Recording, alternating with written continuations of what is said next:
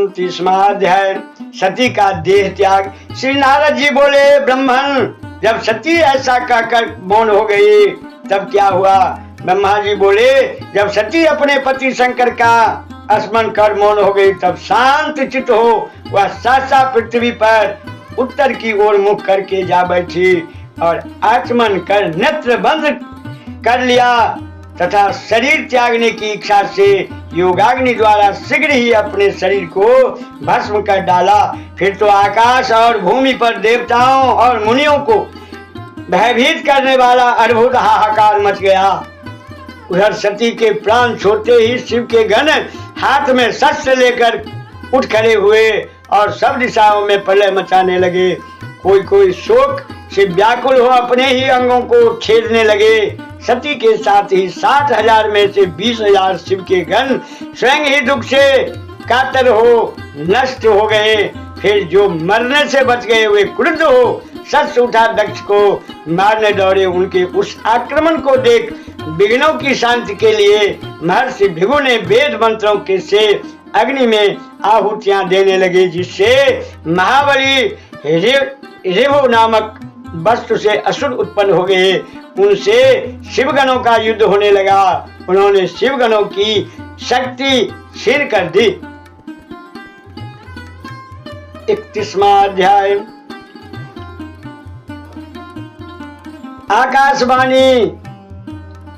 ब्रह्मा जी ने कहा, सब दक्षादि देवताओं को सुनाते हुए, यह अपने घर में स्वतः आई हुई साक्षात मंगल स्वरूपा अपनी पुत्री सती और शंकर का पूजन नहीं किया।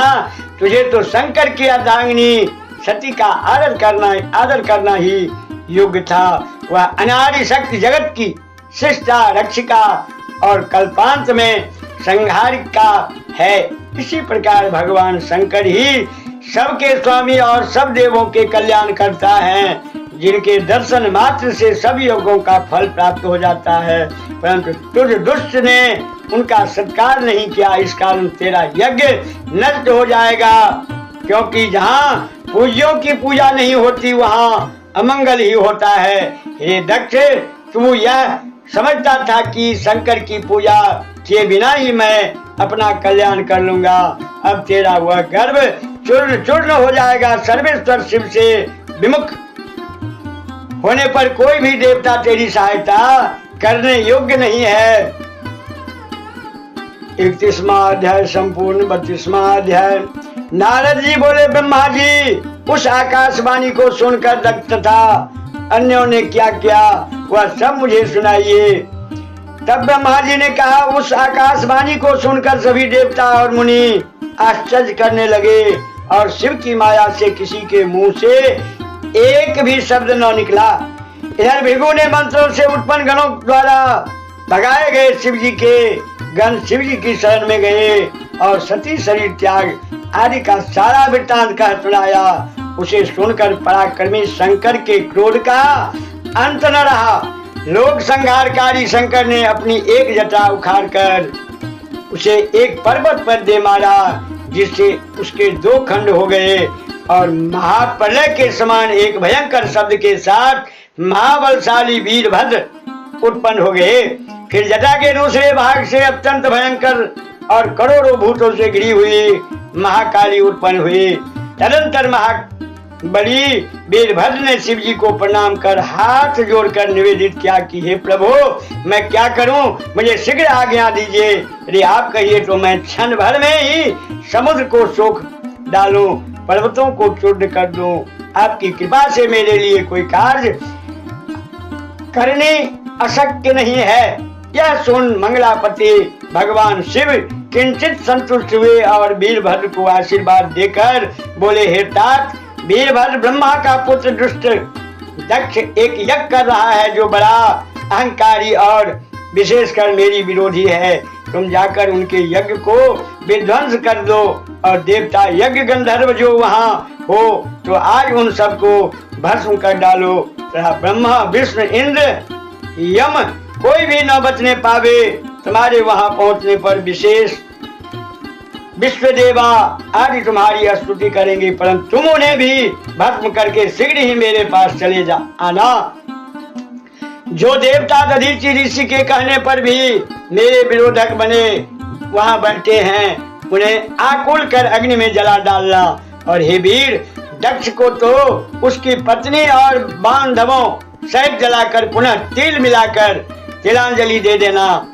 वीरभद्र से ऐसा कर क्रोध से आंखें लाल किए भगवान शंकर अब मौन हो गए हैं।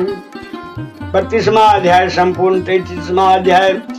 ब्रह्मा जी बोले, अब शिव जी को प्रणाम कर वीरभद्र दक्ष का यज्ञ विध्वंस करने चला। शिव जी ने प्रलयाग्नि के समान और भी करोड़ों गणों ने उसके साथ कर दिया। वे सब प्रलयगण अत्यंत कुतूहल के साथ वीरभद्र के आगे पीछे होकर चले। उसमें वीरभद्र के ही समान हजारों पार्षद तो साक्षात रुद्र स्वरूप ही थे। वीरभद्र शिव जी का ही रूप धारण कर एक ऐसे रथ पर चढ़कर चला कि जो 400 हाथ लंबा और जिसे 10,000 सिंह वहन कर रहे थे, और बहुत से सिंह और हाथी आदि उसके सहस्त्रों पार्श्वरक्षक थे।